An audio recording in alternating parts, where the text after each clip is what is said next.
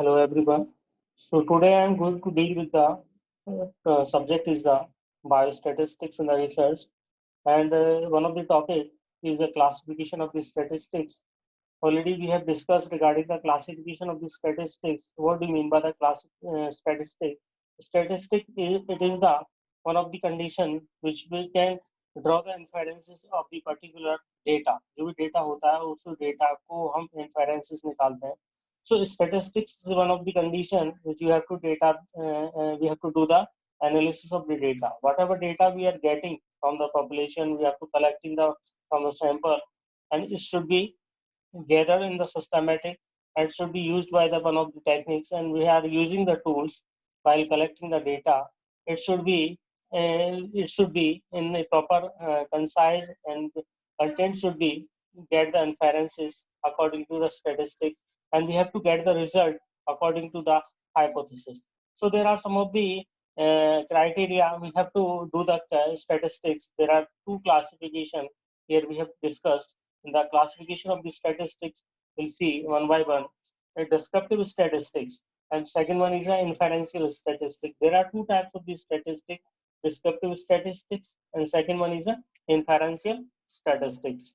So one by one, we have to study about the descriptive statistics or inferential statistics. Descriptive statistics means क्या होता है? It deals with the enumeration, organization, and graphical representation of the data. किसी भी data को enumerate करना, organise करना, graphical represent करना. Enumerate का मतलब होता है किसी भी पर्टिकुलर डेटा को अरेंज करना. We have to arrange the data in a systematic way, so that we have to organize in the one of the table form के अंदर उसको organize करते हैं. After the organization of the data in the table, we have to do the graphical representation of the data. उसका graph बनाते हैं. जैसे कि कई टाइप्स के ग्राफ होते हैं. In the later on we have to discuss regarding the graph. कि कितने टाइप्स के ग्राफ होते हैं, कितने टाइप्स के डायग्राम होते हैं. एक एग्जांपल आपको दे देता हूँ. पाई डायग्राम है, आपका हिस्टोग्राम है, सिंपल पाई डायग्राम है. There are some of the diagram we are using to represent the data in form of graphs and characters. So enumeration is that we have to arrange the data in a systematic pattern और एक manner के रूप में उसको enumerate किया जाता है. Then again after that we have to organize the data in the alphabetically. It should be in the form of ascending order. It should be form of descending order in the form of table. So then we have to do the graphical representation of data. It is known as descriptive statistics. So here example is given. Decennial census of the India. Every year in the India के अंदर हम every 10 year के अंदर हम census collect करते हैं. Total population of India कितनी population है इंडिया की. So decennial का मतलब होता है every 10 year. Every 10 years we have to calculate the population of the India. So this is known as decennial census of India. So here all residents are requested to provide the information such as age, gender, religion, marital status, education, and occupation. There are some of the residents. While we are collecting the information from the residents or from the participants, and we have to identify the age, gender, religion, marital status, education, and occupation of the particular subjects or respondents or participants. So here data obtained in the such a census can be compiled. जो भी data हमने लिया है उसको हम compiled करते हैं, arrange करते हैं. Arrange into the table. पहले उसको डेटा को कंपाइल किया जाता है, एक साथ मिलाया जाता है, फिर डेटा को टेबल में अरेंज किया जाता है. Then we have to prepare the graph that describe the characteristics of the population at a given time. किसी भी डेटा को अरेंज करने से पहले हम उसको कंपाइल करते हैं. कंपाइल करने के बाद उसको टेबल फॉर्म में अरेंज करते हैं. Then after that we have to develop as a graph उसको डेवलप करते हैं, so that it can describe the total characteristics of the population at a given time. So this is a descriptive statistics. Next we'll see the inferential statistics. Inferential statistics क्या होता है? Inferential statistics means it provides the procedure to draw the inferences about the condition that exist in a large set of observation. It means it say that we have to identify the some of the inferences while we are doing any analysis of the data. जब हम किसी method के द्वारा हम किसी भी data का analysis करते हैं उसके बाद we are getting the result, we are getting the conclusion, we are getting the inferences, so that our hypothesis should be implemented. So they have it provide the procedure. एक प्रकार का procedure होता है. We are getting the draw inferences about the condition. कोई भी condition होती है, whatever problem statement we have taken, any problem which may arise, any condition, any problem, that in the large set of population, large set of observation, and it show the inferences after data analysis by the different types of method we are using, just like in the inferential statistics. So entire population from a study of a part of set, एक प्रकार से sample होता है, एक part of set होता है, एक unit होती है, a subset of unit, while we are collecting the data from that particular units. So it is the entire population from a study of a part of set, that is sample. This branch of statistics is known as sampling statistics. Sampling का मतलब होता है कि जो population से हमने किसी भी मेथड के द्वारा सैंपल्स बनाए हैं, सैंपल्स डेवलप किए हैं, उन सैंपल्स से जो भी इंफॉर्मेशन आती है, उस इंफॉर्मेशन के बिहाफ पर हम कोई भी स्टैटिस्टिक्स डेवलप करते हैं. We are getting the inferences. So that one of the branch statistics की जो ब्रांच होती है उसको कहते हैं sampling statistics. Here one of the example is given to test the efficacy of a new antihypertensive drug in which physician will have only a limited number of hypertensive subjects on which efficacy is tested and inferences are drawn. So here one of the example is given कि किसी भी anti hypertensive जो drug है यदि नई आती है market के अंदर, तो उसके अंदर क्या होता है कि एंटी हाइपरटेंसिव केसेस होते हैं, हाइपरटेंसिव केसेस होते हैं, वो बहुत कम होते हैं, लिमिटेड नंबर में होते हैं. उस कंडीशन में हम उनके ऊपर एक्सपेरिमेंट करते हैं उस न्यू एंटी हाइपरटेंसिव ड्रग का. तो उसका चेक करते हैं कि उसकी एफिकेसी रेट क्या है. It should be tested by the researcher of the hypertensive drug on the anti-hypertensive patients. Then we can get the inferences by the efficacy. So this is to test the efficacy. कोई भी drug आती है, उस drug के लिए हम limited number of hypertensive patients के ऊपर अप्लाई करते हैं, so that efficacy can be tested and inferences can be drawn by the inferential statistics. So here this part will be continue on the another aspect of the statistics. Here we'll see the descriptive statistics. Descriptive statistics, another in the we have to study about the detail. So descriptive क्या होती है? What do you mean by the descriptive? Descriptive का मतलब होता है it is used to organize, किसी भी data को organize करना, summarize करना, to draw the meaningful interpretation so that research questions can be answered completely and appropriately. So any data should be organized in a proper manner. It should be summarized in a proper manner so that we can get the meaningful interpretation, so that research questions can be answered properly and completely and appropriately. कोई भी हमारे दिमाग के अंदर जो भी questions हैं, वो क्वेश्चंस जो हैं वो हमारे उनके अंदर जो है वो आंसर हमें मिल जाता है जब हम एक मीनिंगफुल इंटरप्रिटेशन प्राप्त कर लेते हैं. उसके बाद है आपका categories of the descriptive statistics. Descriptive statistics के अंदर देयर आर डिफरेंट कैटेगरीज होती हैं. There are 4 categories. First categories है आपकी frequency distribution and graphical presentation, that is also known as measure of condensation, जिसको हम मेजर ऑफ कंडेंसेशन भी कहते हैं. Second is a measure of central tendency. Third one is a measure of dispersion. Fourth one is a measure of relationship, that is known as correlation coefficient. There are 4 categories of the descriptive statistics. First one is the frequency distribution and graphical presentation of the data. This is also known as measure of condensation. Second one is a measure of central tendency. Third one is a measure of dispersion. Third one is a fourth one is a measure of relationship, that is a correlation coefficient we have to find out by the different methods. So here frequency distribution and graphical presentation of data, किसी भी data को frequency को distribute करना, graphical presentation करना, this is known as measure of condensation. Measure of condensation को कैसे हम निकालते हैं? सो फ्रीक्वेंसी डिस्ट्रीब्यूशन का मतलब क्या होता है, पहले हम पढ़ेंगे कि फ्रीक्वेंसी डिस्ट्रीब्यूशन मींस क्या होता है। What do mean by frequency distribution? So frequency distribution means organization of the data in such a manner that meaningful conclusion and inferences can be drawn to answer the research question. हमारे दिमाग के अंदर जो भी questions होते हैं उनका हमें आंसर निकालने के लिए हम क्या करते हैं, मीनिंगफुल कंक्लूजन और इन्फेरेंसेस निकालते हैं। तो उस कंडीशन में हमें डेटा को अरेंज करना पड़ता है, ऑर्गेनाइज करना। We have to organise the data in such a manner so that we can get the meaningful conclusion and inferences, so that it will lead to get the answer from the research questions.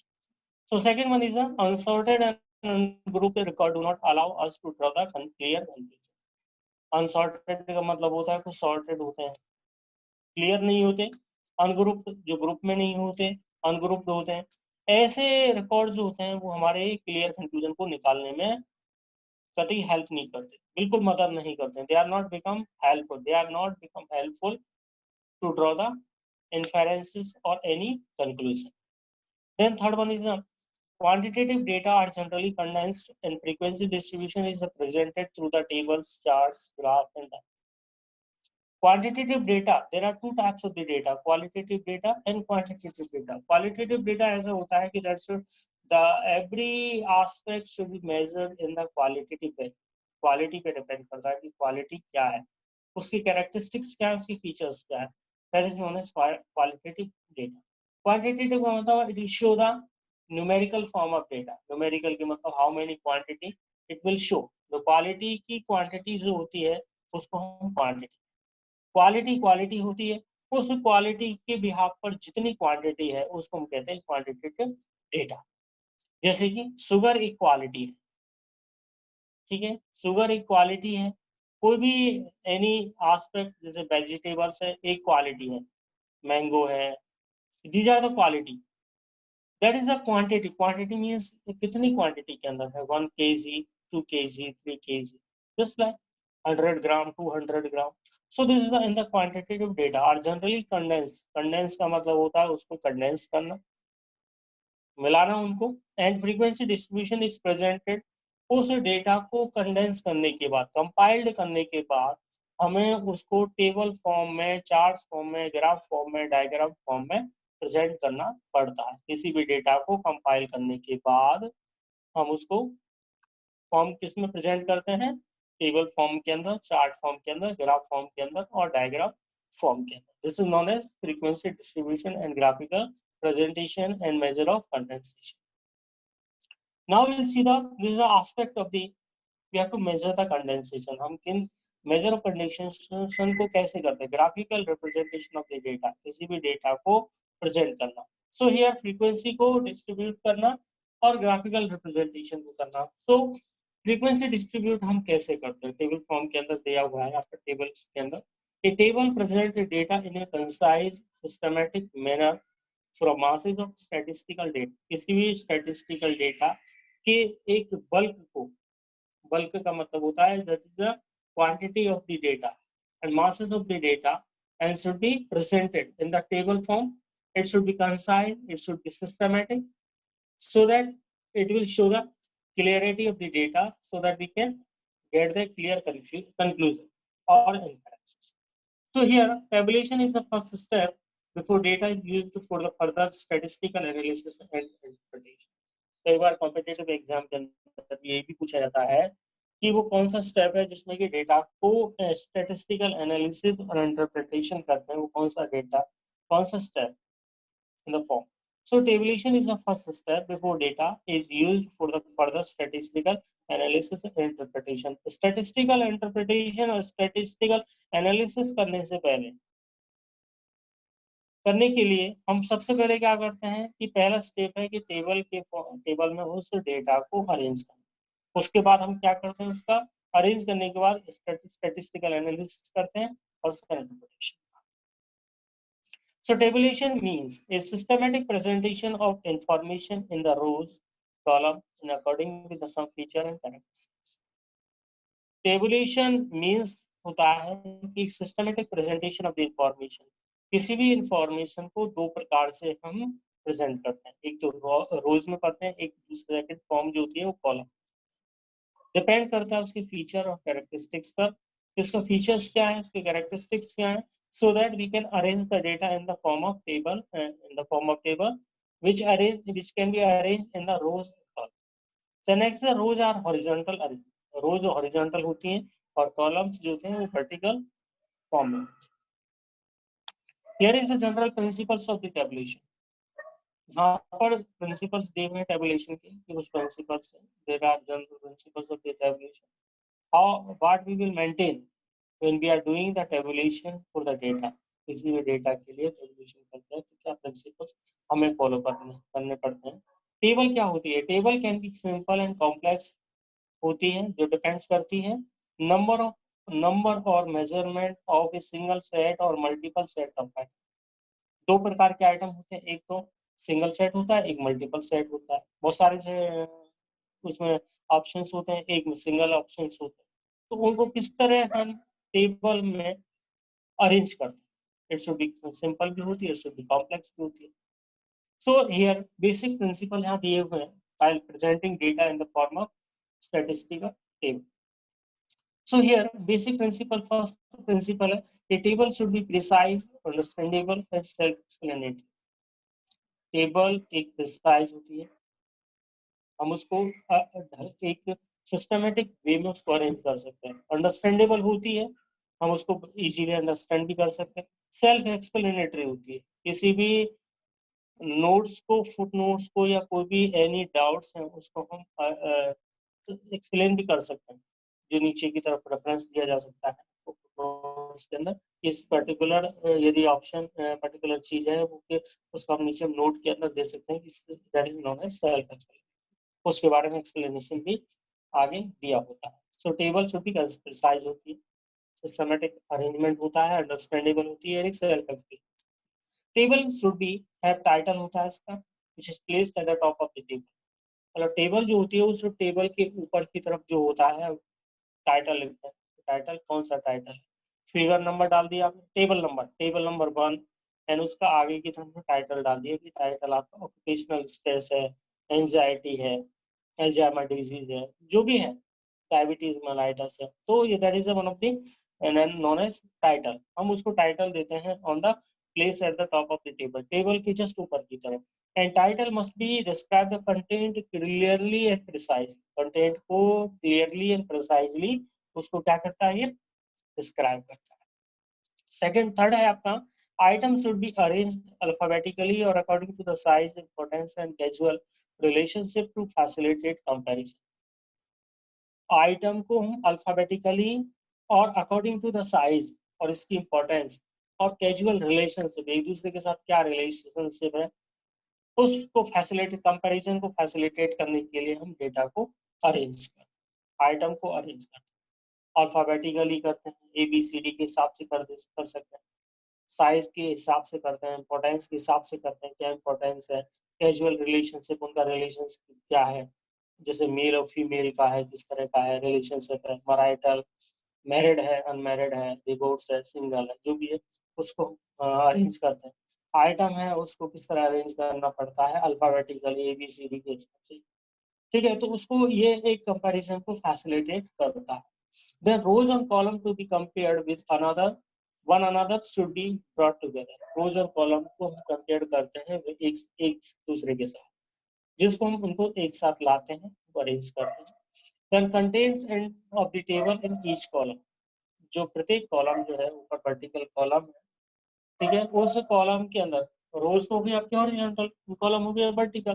So content of the table in the each column and rows should be defined clearly and fully. मतलब जो vertical है और जो horizontal है आपकी जो भी data है उनको हम क्लियरली एंड फुली डिस्क्राइब करते हैं और define. Unit of measurement must be clearly stated. कितनी क्वांटिटी है, unit of measurement must be clearly stated. Then percentage can be given in parenthesis. उसके जस्ट साइड में, जैसे कि आपका फ्रीक्वेंसी हो गई आपकी 10 की बिल्कुल जस्ट साइड में parenthesis we have to write the percentage can be given. Then totals can be placed at the top of at the bottom of the column. मतलब टोटल जो होता है उसको किसी भी कॉलम के जस्ट नीचे की तरफ हम उसको प्लेस करते हैं. The references symbols can be placed beneath of the table for any explanatory footnotes. जैसे पहले बताया गया था मैंने.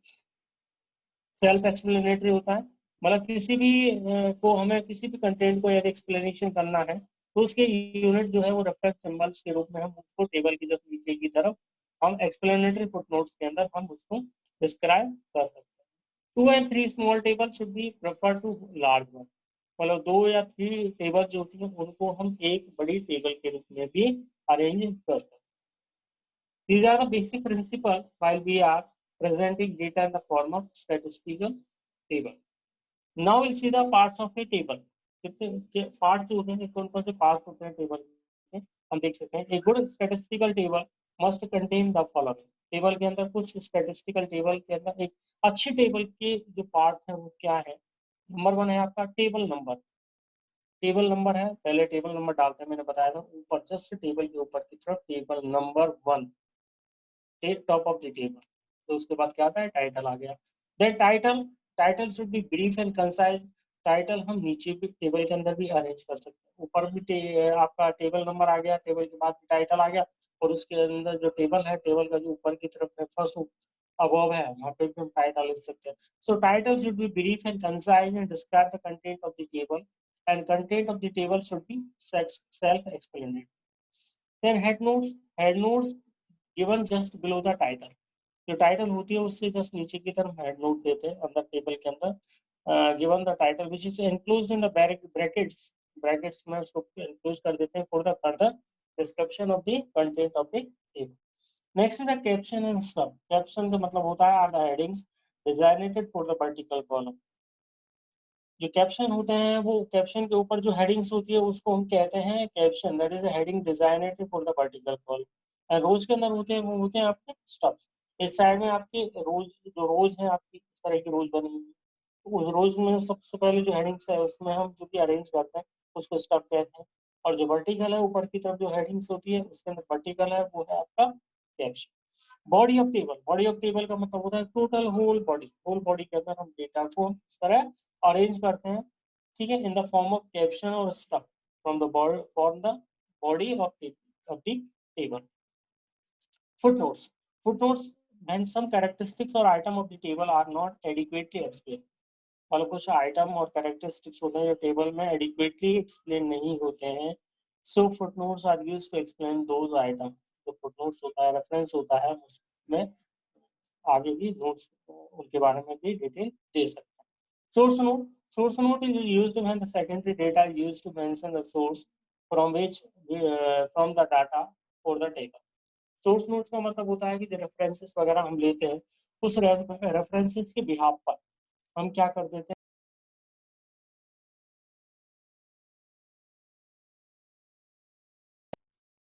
अरेंज हो गया.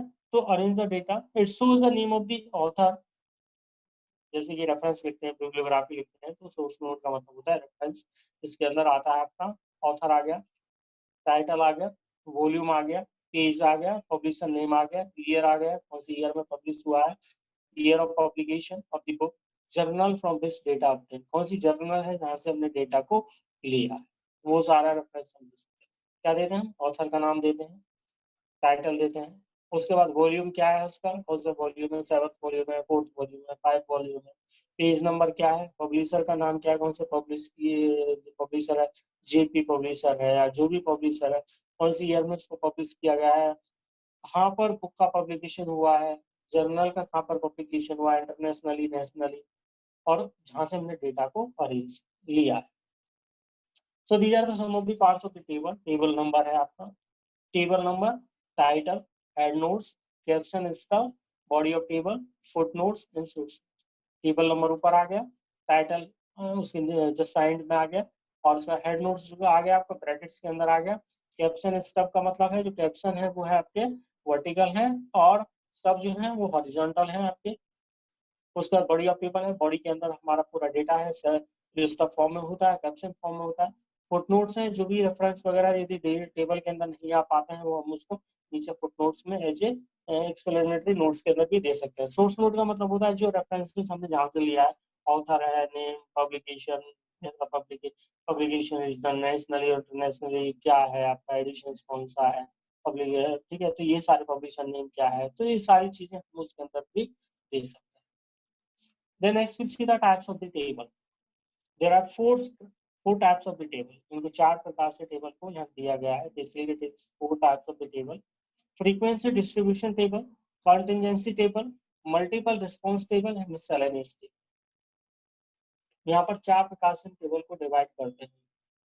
फर्स्ट जो टेबल है उसका नाम है फ्रीक्वेंसी डिस्ट्रीब्यूशन टेबल। सेकंड जो है कॉन्टिजेंसी टेबल, थर्ड है multiple response table and fourth one है miscellaneous table. There are 4 table होगी आपकी। Then one by one we'll study. So frequency distribution table. Frequency distribution table क्या होती है? Frequency distribution table means this table presents the frequency and percentage distribution of the collected information where an attribute is grouped in into a number of classes which may vary between the 3 to 8 classes. ये जो table होती है frequency distribution table होती है, इसके अंदर केवल frequency को हम डिस्ट्रीब्यूट करते हैं। जो नॉर्मल डेटा होता है उनके लिए अलग टेबल होती है। यहाँ पर फ्रीक्वेंसी दी हुई है, प्रत्येक कैटेगरी की अलग अलग फ्रीक्वेंसीज होती हैं। उन फ्रीक्वेंसीज को अरेंज करने के लिए हम कौन सा टेबल यूज करते हैं? Frequency distribution. ठीक है, क्योंकि जहाँ फ्रीक्वेंसी नहीं है, जैसे कि यदि हम एज ग्रुप लेते हैं, एज ग्रुप के अंदर है 20 to 35, 20 to 30, so 20 to 25 A category, B category के अंदर क्या है 25 to 30। अब 20 to 25 के अंदर कितने, how many subjects are coming, like हम टोटल सैंपल साइज हमारा 20, हमारे आपके 15 तो हो गए 20 to 25 के अंदर, फ्रीक्वेंसी आपकी आगे 15, रिमेनिंग कितनी बची आपकी 5। इधर हम जो है 25 to 30 के अंदर 5 लेंगे, उसके बगल में हम क्या करेंगे परसेंटेज ऐसा कि कितना परसेंट हम निकाल करके हम उसको ले। So this table present the frequency और percentage distribution of the collected information where an attribute is group in number of classes. Classes को हम जैसे कि हमने क्लासेस बनाई है, कैटेगरीज बनाई है, जैसे कि मेल और फीमेल, मेल कितनी है, फीमेल कितनी है, उसकी फ्रीक्वेंसी है, उसके बगल में परसेंटेज आगे कुछ भी है, क्लासेस है। उसके बाद 3 to 8 क्लासेस भी हो सकती है, मतलब किसी भी, जैसे आप एजुकेशन आ गया, आपका इनकम आ गया, इनकम के अंदर भी हम यूज कर सकते हैं। 3 to 8 क्लासेस तक हम ले सकते हैं, इससे अधिक हम नहीं ले सकते। उसके बाद ये दी हुई है आपकी यहाँ पर socio demographic variable, number of sample आपको 60 है, यहाँ पर एज इन ईयर्स है, ये मेन हेडिंग है। इसके बाद ये कैटेगरीज है आपकी 20 to 40 एंड 40 to 60, आगे आपकी फ्रीक्वेंसी आगे। उसके बाद ब्रैकेट के अंदर 30.00 परसेंटेज हमने निकाल दी है। यहाँ पर जेंडर है, ऐसी जेंडर दिया हुआ है, ऐसे रिलीजन दिया हुआ है, हिंदू, मुस्लिम, क्रिश्चियन, इस तरह का यह दिया हुआ है। कितनी हमारी परसेंटेज है उसके हिसाब से, फ्रीक्वेंसी के हिसाब से परसेंटेज हमने यहाँ पर निकाली हुई। ये आपके है क्या है? Frequency distribution table. Now is a contingency table. Contingency table, frequency distribution of the 2 nominal variable, जो 2 nominal variable होते हैं उनको simultaneously हम डिस्ट्रीब्यूट फ्रीक्वेंसी का डिस्ट्रीब्यूशन करते हैं, that include the total, जो उसके नीचे की तरफ एक टोटल आ जाता है।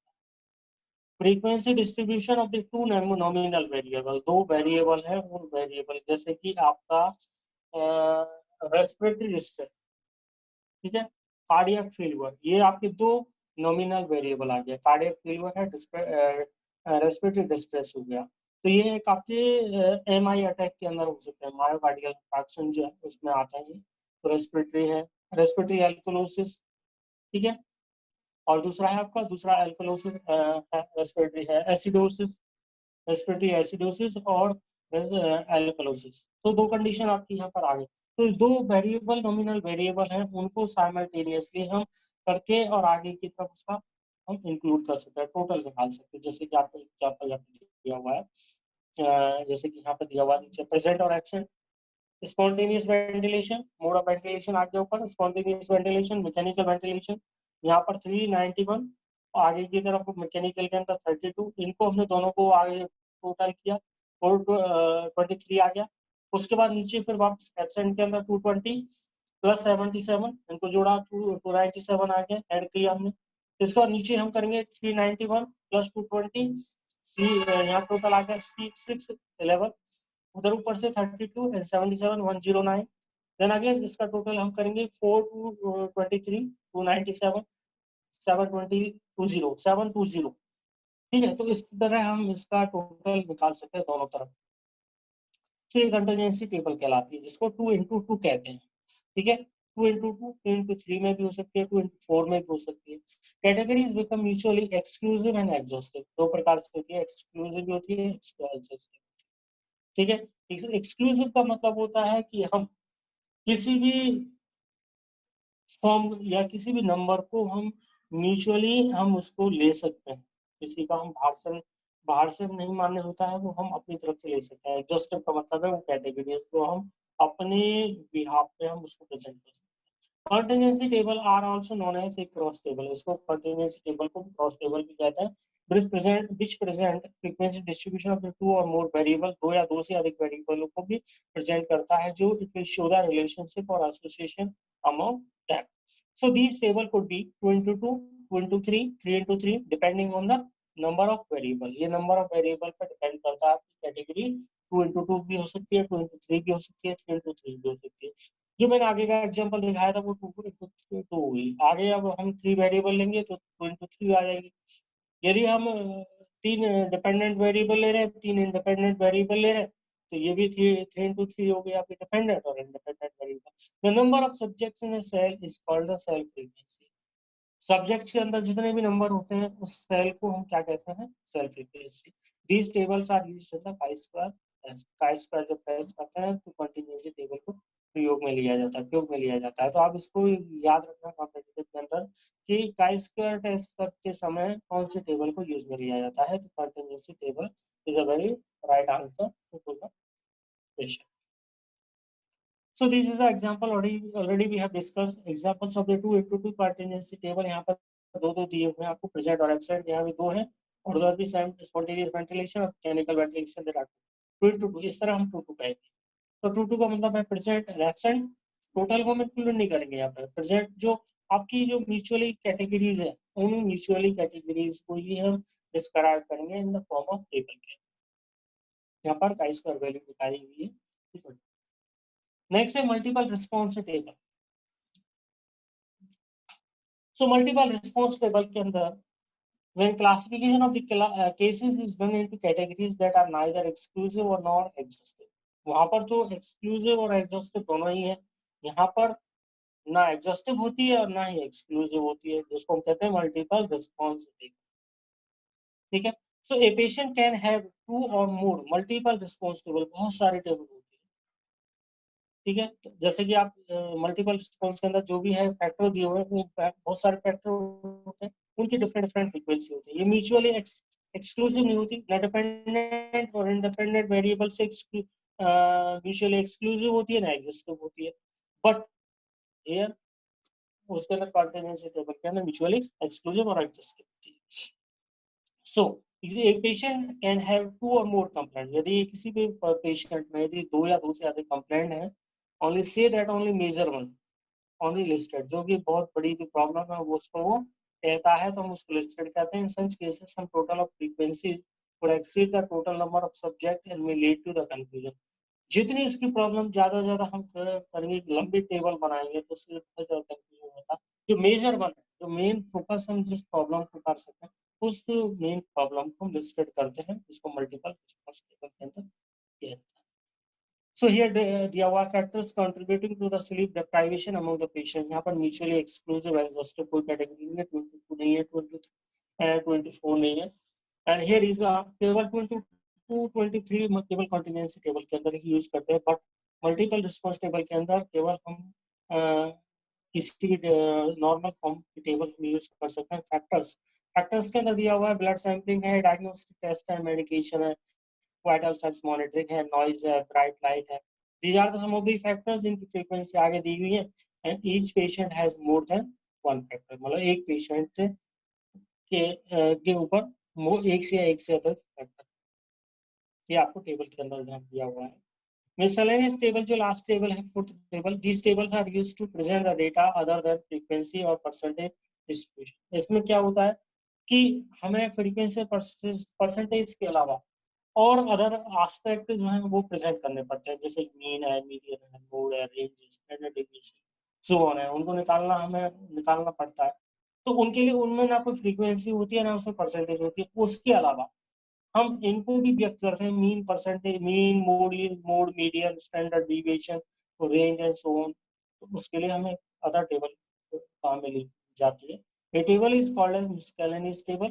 The presentation of data cannot be classified under the frequency table.